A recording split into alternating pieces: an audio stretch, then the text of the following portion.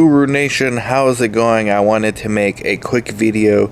I got asked the question on Instagram by someone who works as a business analyst at a CRO, and they're entrepreneur inside, and they feel like they want to solve problems and create solutions in the industry, and they're asking me what they should do. They thought patient recruitment. Believe it or not, I think most tech, and I write articles about this on my LinkedIn. Make sure you subscribe to Investigator's Brochure. Most tech is a race to the bottom, and by the time you figure out a solution, unless you are the one that is dominant in the space, you're just going to be competing prices down with new entrants.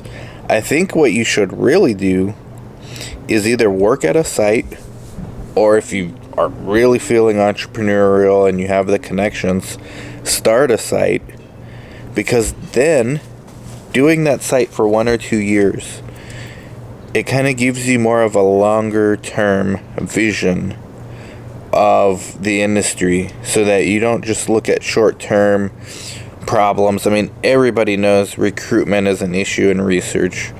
Everybody knows that studies are delayed and recruitment is the biggest hurdle, and diversity. I mean, these are superficial problems that everybody knows, but what lies underneath those problems? What's at the root of those problems?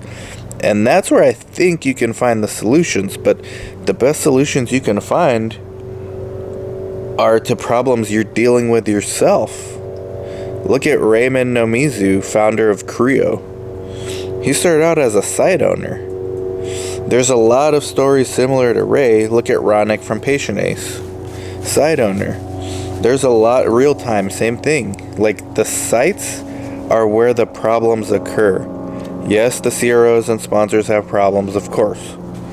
But the majority of the problems are where the rubber meets the road, meaning where the patients are actually seen, which is at the sites.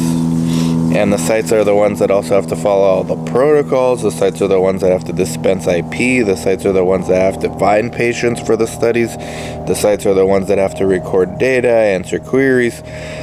All these things is from the site level. So I think, and by the way, having a site in and of itself is a very rewarding and lucrative and long-term sustainable business, because unlike tech being a race to the bottom, sites are actually not a race to the bottom, because it is a lot of work to set up a site, and you do need connections that you cannot create by just having money. Tech, you can solve problems by just throwing more money at it. A site, you can't.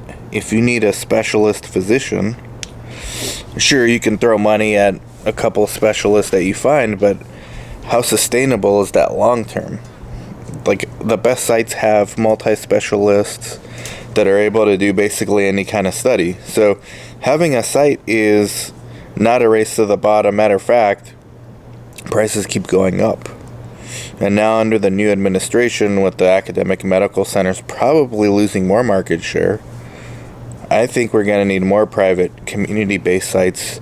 And the industry talks about access to research. The majority of patients in the United States are not near a site. So there's still a lot of white space, still a lot of opportunity. And this is why groups like Save Our Sites and my company, DSCS, are succeeding, where we help sites get started or even just maintain their businesses, doing contracts and budgets. You're going to learn plenty of pain points, but you're not going to learn them by reading white papers or reading things on LinkedIn. You're going to learn by actually getting involved in doing it. So if you are entrepreneurial minded, that's the way to go. If you're less entrepreneurially inclined, I think working at a site is a really good apprenticeship, and you actually get paid for it, but it's a good apprenticeship. Think of it as an apprenticeship for your career as a entrepreneur in the making. And that could be your little secret. Like, subscribe, comment, share. Let me know what you think. Good luck.